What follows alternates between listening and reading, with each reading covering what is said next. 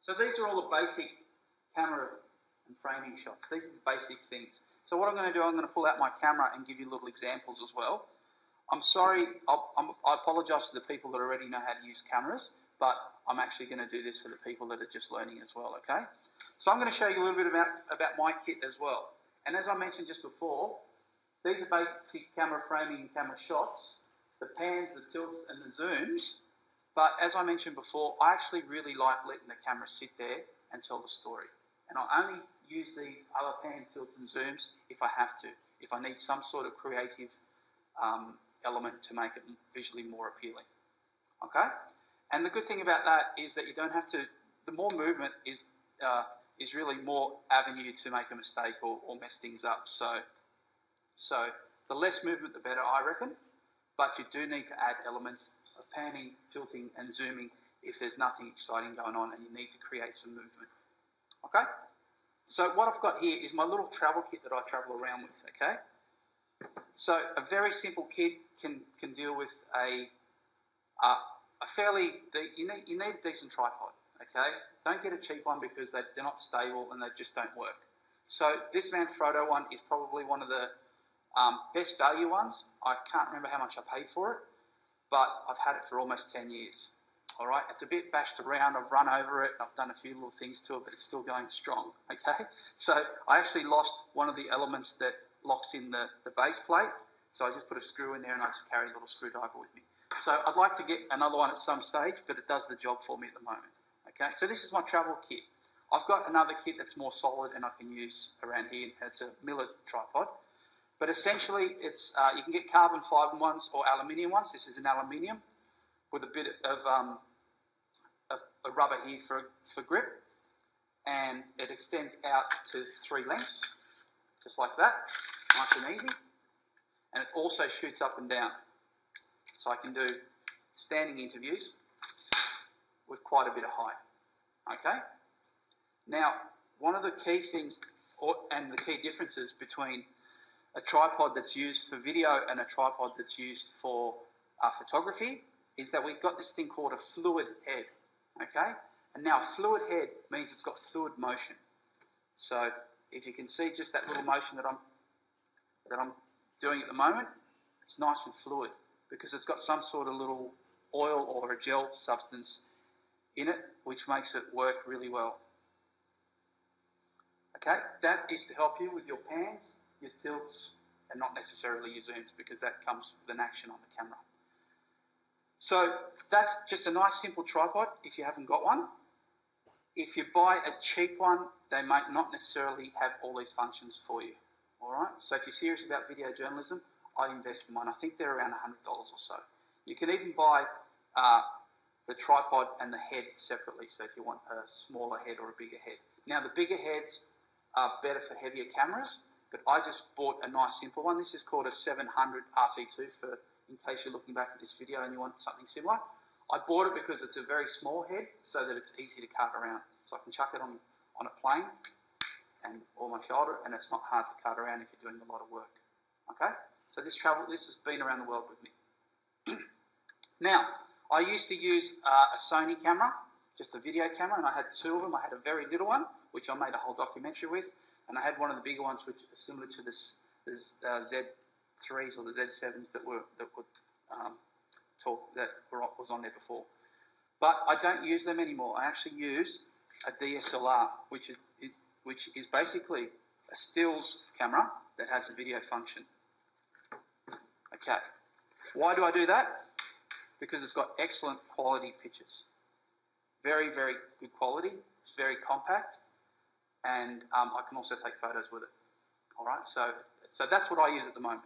Now, I'm not going to say you should all use this because some people still like using video cameras, and in some ways you've got a little bit more control, not necessarily control, but it's easier to control a video camera than it is to control an SLR. It's got different functions, and you need to know a little bit about photography to understand a few different things, like ISO, for instance, on these, which is the gain meter on a DSLR.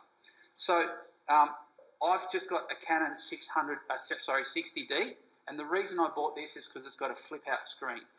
Okay, It's actually one of the cheaper models, but one of the better models. Because when I do interviews or pieces to camera, I can just flip the screen around and I can see myself and frame myself properly when I'm doing a piece to camera. Okay? So that one was one of the main reasons I bought it. Also, if you're travelling around and you want to get some low shots or anything, you can just move the screen around. So that was the biggest thing. Now, there's a couple of other popular Canon ones that have got the screen locked on the back like that, and you can't move them, okay? So there's the 7D and the 5D. They've got bigger processors in the cameras, but you can't move the screen around. So I'm happy with a smaller processor, but the fact that I can move the screen around. I think maybe the new 7Ds have got pull-out screens as well. So very simple. Now, a really important thing about the connection between the tripod and the camera is this thing called a base plate. Okay? They're the things that screw onto the cameras and click onto the tripods. These are very, very important. Very cheap. I mean, they're relatively cheap. I think they're about $50 or $60 or $70 or something like that. And it's cheap compared to the rest of the equipment. But if you don't have that, you're not going to get a very good shot because you just can't lock it on. And be careful, these get lost very easy. Okay? So when you're hiring a tripod, make sure it comes with a base plate. So if you're hiring one from the university, make sure it comes with a base plate. Or if you've got your own, I generally leave it on the camera that I'm using. Okay? And always make sure there's a little thing that tells you which way the lens should face. So you can lock that in. Okay? And then that just slides onto the camera, nice and easy. And now usually you've just got like a finger controller that can tighten this up. Mine's gone, so I've just got a little screw in there. So just to make it tight, I just screw it on it a little bit. Just shows that it's well worn. But essentially you can do that no problem. So you want it nice and solid, okay? And as you can see, it's got a nice fluid movement. Now, the problem with DSLRs compared to normal video cameras is that your lenses are limited, okay? So this lens is an 18 to 55 mil, and that's basically how long the lens can go. And what that represents is basically how far and how close you can be to the person, okay? So an 18 to 55 is an okay lens. It's not too bad, but it's not a great lens. So in my little kit here, I've also got a 50 mil lens, okay? And these little 50 mil lenses are called prime lenses because you can't zoom them, all right? So they're locked off. And 50 mils is a really good length because it represents the same aspect that your eyes can see, okay? So what you can see is generally what this lens can see.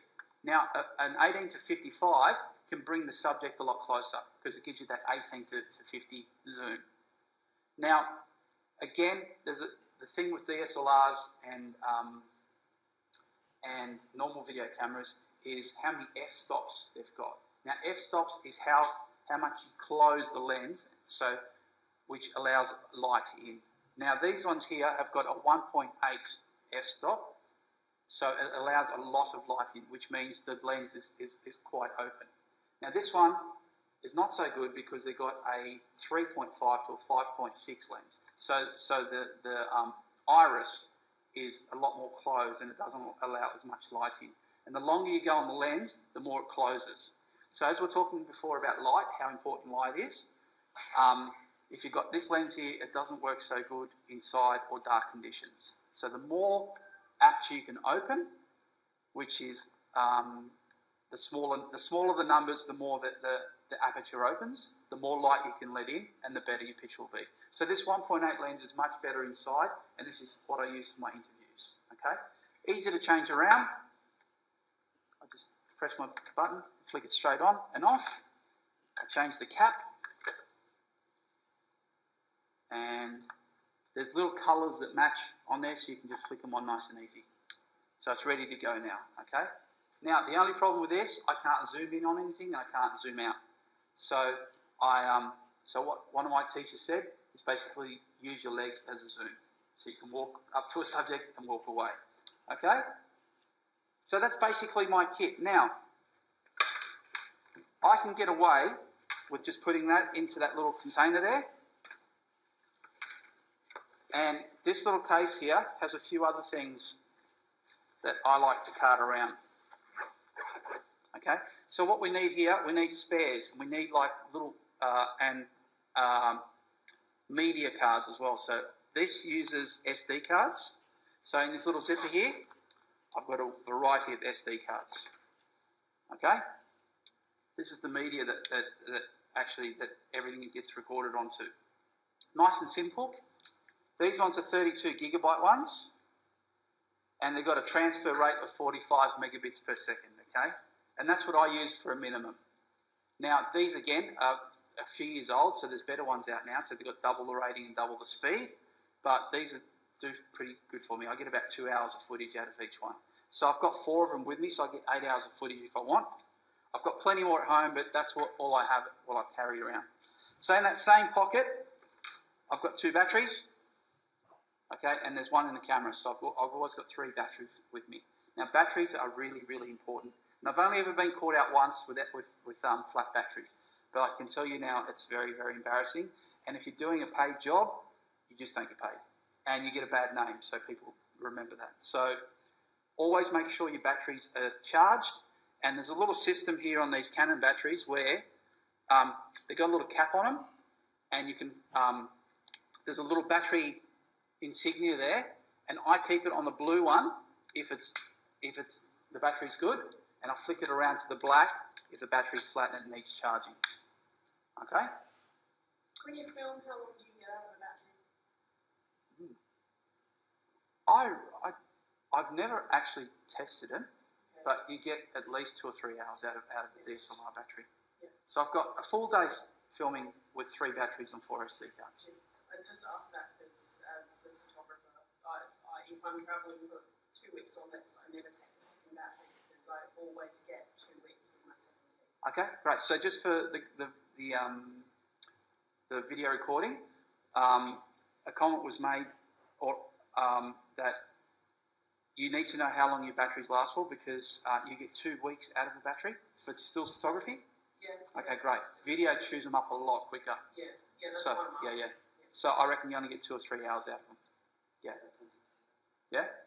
So you can, and obviously there's also a little meter on these cameras that tell you how good your battery is as well. Not only does it tell you how much battery is left, it also tells you how good the battery is. So sometimes the battery, over time loses its capacity to hold a charge. It also tells you that, which is a really good thing. So yeah, for me, a day's filming is 3 batteries and 4 SD cards, and I should be fine. Okay? Also keep a little screwdriver here just in case I lose my other one in there. Yeah, you're essentially taking 25 photos every second. Exactly. That's right. Yep. Unless you're shooting in NTSC, and then you're doing 29.7. Okay. The other thing is, I've also got a microphone with me. It's a very simple microphone. Again, I bought this probably 10 years ago, and it still works well. And I carry a spare battery for the microphone's charger. So it's a very simple Sony one. It's about 10 years old, so I don't even know what model it is. If I can look at the back. It's an ECM 1145 if you're interested, but it's over 10 years old, so I'm not sure if they even sell them anymore. Okay, so it's just a little. This one here that holds the battery, so it gives it a little bit of a charge, so that that we can power the microphone. It's just got a little lapel microphone and a little extender, so I can reach out to someone that I'm interviewing. Okay, so I can just hook that straight up really easily. Click the little thing straight underneath. That goes into my little battery pack. I flick it on, and I've got a big sign that says power off because you can always leave them on and lose your batteries, okay? And it's happened to me many times. So make sure you put a little sign on there to say to remind you to turn it off. And then I just get the battery, the cable extender to the camera. So I've got about 3 or 4 meters between this and the camera. Yes, question about it. So if you're further away from that, for whatever reason, what's your preferred way of syncing audio and visual? Okay. So I've got another option for that as well. So the question was, if it's further than 3 or 4 metres away, how do you record a signal? So I've also got some radio mics as well, which I'll show you in a second. So that's, but they're a little bit more cumbersome to cart around and set up as well. So I don't carry them with me all the time because that seems to do the job. But before I go into that for you, I'll also show you. So I've recently bought a new kit, Lavalier microphone. Okay, I got this online. It's called a Boya LF480. I just got it online and it cost me $36. Okay, really cheap. I think 10 years ago this cost me $100 or $120. Now this one's got a 6 metre cable, so I can extend a little bit further, so you can get to 6 metres. And this also has an option to plug into your smartphones, so you can plug into your phone cameras as well. Okay, so this one here does not. This old one, 10 years ago. This one here does, so it can do cameras and smartphones. Now they've got a separate little thing, and you've got to press a little switch on them to go between a smartphone and a camera. Okay, so $36 for a very simple kit. And if I pull it out for you, whoops, that's all it is. It's got a 6 metre cable and it's all in one. Okay, it's got slightly smaller batteries. Question? Would it be possible, like if you're further away, Yep. to have the smartphone in your back pocket and have it record the sound and then sync it up later? Yes, but yeah, it's problematic. Yeah, you need some sort of way to sync it up as well. So you need like a clap. So if you clap and then you can hear it on the camera and you can hear it on the smartphone, and that's how you sync them up. But yeah, so I've got up to 6 metres with this one as well. Now, if you want to go even further, I've got a radio mic kits. They're these step up in price too. And I'm a bit anal about. Sorry about the word anal, but I really look after my kit. This is over 10 years old again, and this costs over $1,200 for a radio mic kit. Okay, so that's why I don't cart it around as much, and it's a little bit more complex to set up because these kits here, you can just plug it in and ready to go. Okay, this here you've got to pull it out, put it together. So that I keep my little microphone in a little socket just to protect it, and it's over 10 years old and it still works perfectly fine. Okay, now when you start buying your own gear or you borrow gear from the university, please treat it as your own because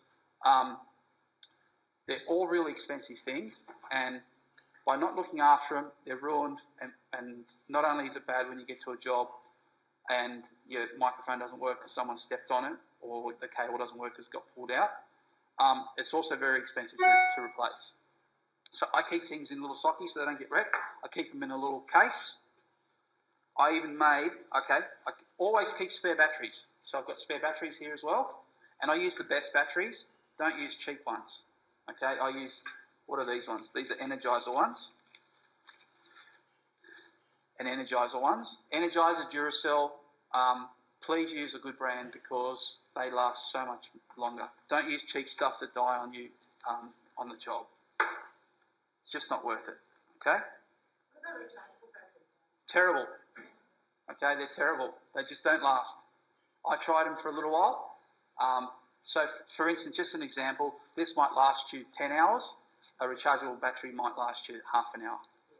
Okay, so the technology for rechargeable batteries aren't there just yet. Okay, use good batteries and you won't get into trouble. And I mean, they last 10 hours, so you're not going to record for 10 hours. And if they do, they're cheap. You can buy a pack of 10 for like $10, so it's not too expensive.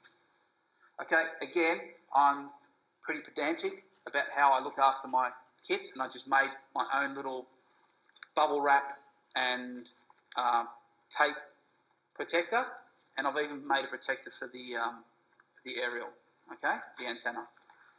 So these are my little radio mics. The receiver has got a little attachment that I can stick onto the camera. So I just stick it on like this.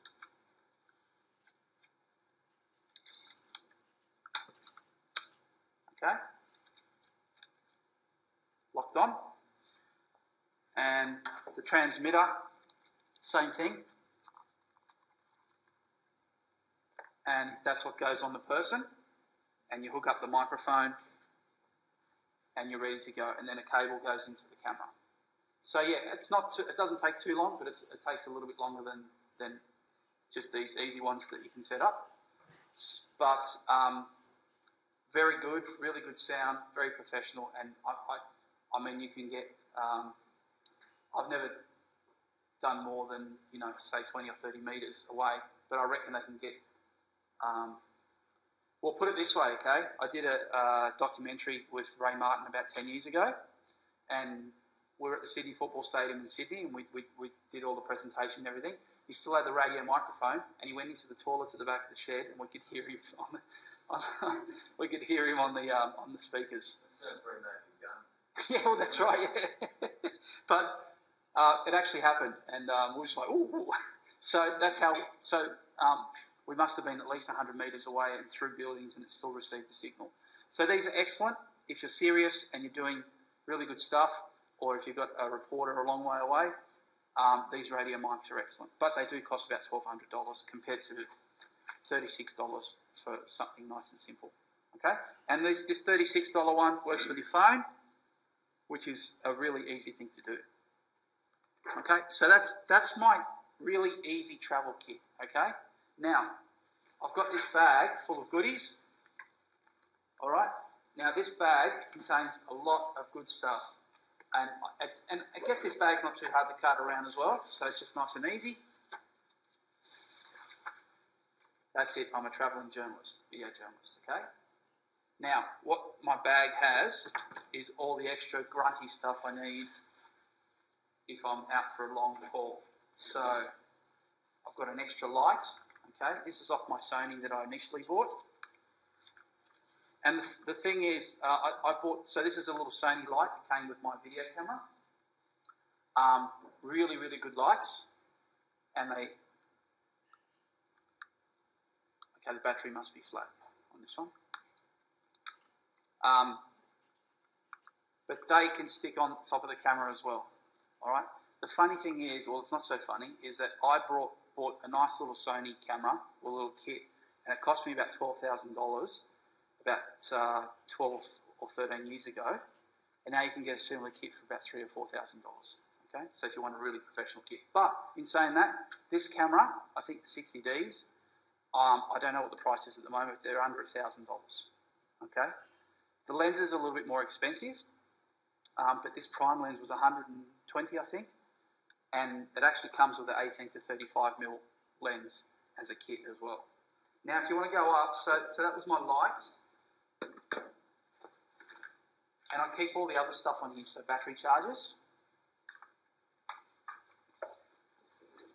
tape, always need tape, Swiss Army knife, you always need something to do with a Swiss Army knife. Okay, here's my little my little Mojo kit, okay? This is a little cool little kit that's old now, so I just bought a selfie kit, and the mobile journalism kit is a really, really easy thing to do. And essentially, what you can do with these is you can just have a little tripod and set them up and film yourself and do whatever. Or you can hook it up to your base plate.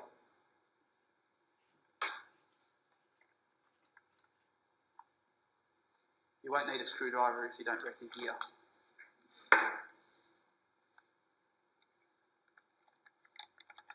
Okay. Now, these selfie kits, these Mojo kits, you can get these for like $10, okay? And they hold your, you can screw them onto the base plates.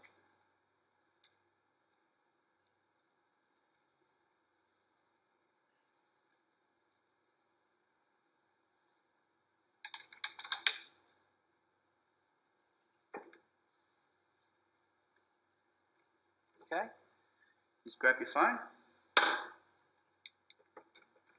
And there you go.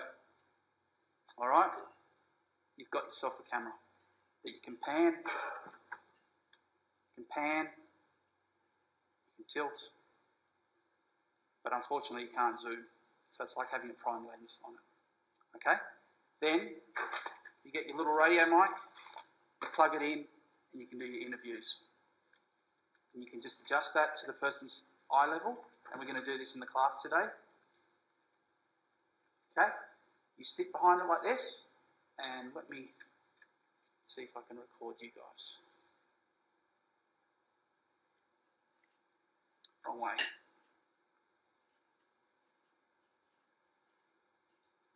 Okay?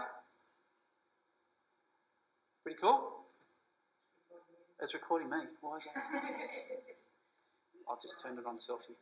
Well, actually, it's the wrong way around, but I can see you guys perfectly. So the way I'd interview, and this is what I'm going to teach you in class today, is I'd set it up like that, I'd stand behind it, and I can see exactly what's going on. And then I'll ask you the questions. Okay? So what class are you studying today? Or how are you today? All these sort of things. Okay? So, there you go. Can you see yourselves now? Okay. Now, the reason I'm showing you this sort of stuff, especially for the online people, is that you're not limited to having to go and spend $1,000 on a camera, even though these phones cost over $1,000 these days. But the other good thing is these have got teleprompters on them as well. So what that means is you can write a script on these cameras and you can play it through, and you can read it and record at the same time. All right? I'll show you how. Let me get to my little settings. Gee, it's weird looking at yourself. All right. Gee, we're not nearly out of time, are we? Well, I'll tell you what, it's actually like... Okay. What I might do... I'm just wondering what the best option is.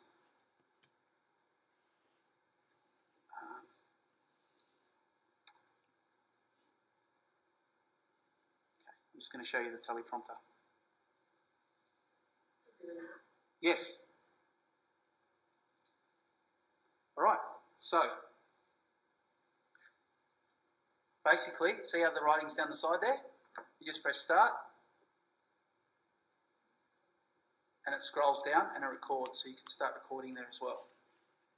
Okay, and it's facing over to you where the camera is, so it's a really good thing. So even the people online, you can do your piece to cameras by writing the scripts. Now it's better if you can learn it off by heart, because it seems a little bit more. Okay, and you can have the speed. So hi, this is another test. Okay, it's an app called teleprompter.